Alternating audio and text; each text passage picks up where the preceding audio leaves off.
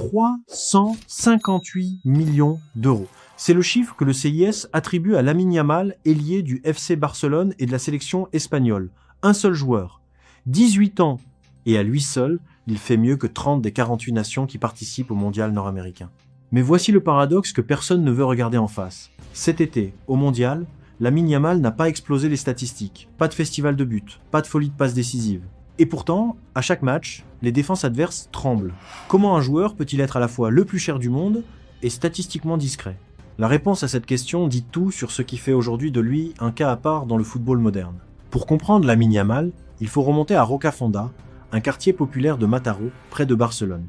Lamine Yamal Nasraoui Ebana est le fils de Mounir Nasraoui, originaire de Larache au Maroc, et de Sheila Ebana, venue de Guinée équatoriale.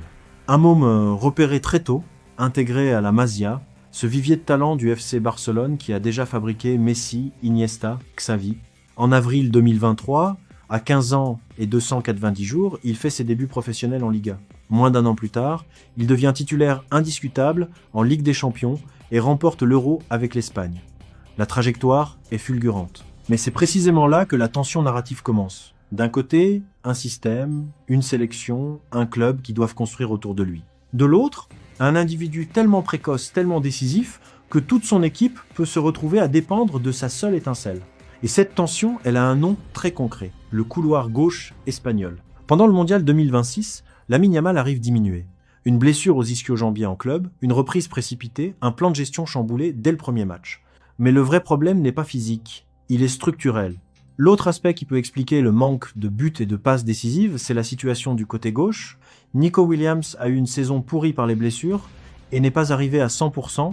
Ses remplaçants naturels tombent les uns après les autres, forçant le sélectionneur à repenser tout l'équilibre offensif. Pourquoi c'est important? Parce qu'à l'Euro 2024, Nico Williams jouait un rôle prépondérant.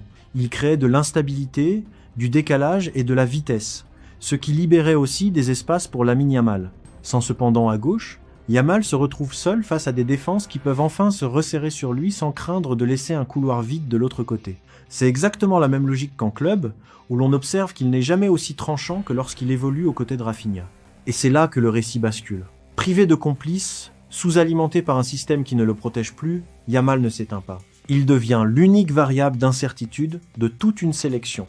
Le coup de rein n'est pas celui qu'il a à 100% de ses capacités, mais Lamine Yamal conserve cette faculté à hypnotiser 2, 3, voire 4 joueurs sur lui. Les chiffres tactiques confirment cette influence silencieuse. Face à Nuno Mendes, arrière-gauche référencé du Portugal, les statistiques du duel individuel penchent nettement en sa faveur. 8 duels remportés sur 12 en 90 minutes pour le Catalan, contre seulement 6 sur 17 pour le Parisien.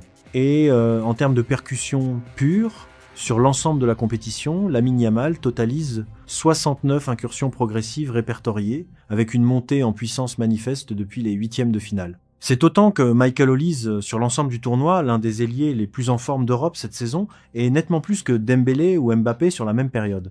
Autrement dit, même privé de son meilleur allié, même diminué physiquement, même surveillé de plus près par des défenses qui savent qu'il est la seule vraie menace du couloir gauche espagnol, Yamal reste l'agent déstabilisateur numéro 1 de son équipe. C'est une vérité qui ne se lit pas dans les statistiques de buts, mais dans la façon dont un système tout entier se réorganise autour d'un seul joueur. Mais l'histoire de Yamal ne s'arrête pas à la pelouse.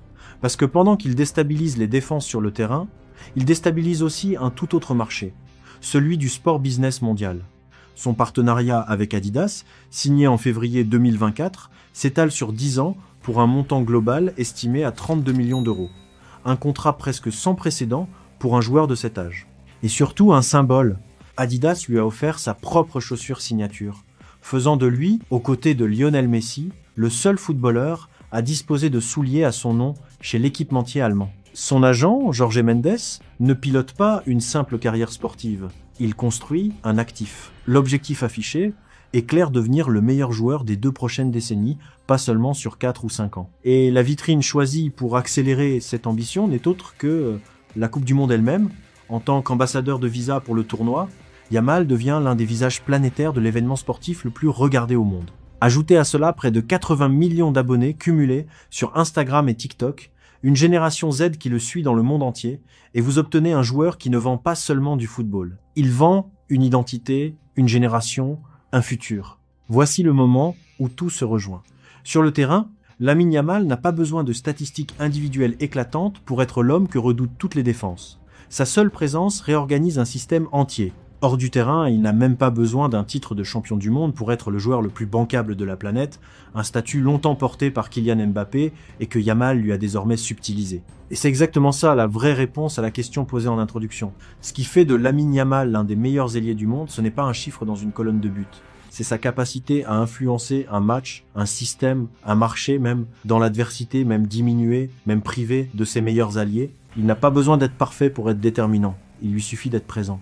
Lamine Yamal nous rappelle une vérité que le football oublie parfois. La vraie grandeur ne se mesure pas uniquement aux statistiques brutes, mais à la capacité d'un joueur à changer, à lui seul, l'équilibre d'un système entier sur le terrain comme en dehors. À 18 ans, il n'est plus une promesse. Il est déjà une référence. Si toi aussi tu veux comprendre le football autrement au-delà des buts et des highlights, en décortiquant vraiment ce qui fait la différence entre un bon joueur et une future légende, alors abonne-toi à la chaîne. C'est exactement le genre d'analyse qu'on propose ici chaque semaine. Et pour ne rater aucune de nos prochaines vidéos, active la petite cloche. Et toi, tu penses que Lamine Yamal peut devenir le meilleur joueur du monde avant ses 20 ans? Dis-le moi en commentaire, je lis absolument tout.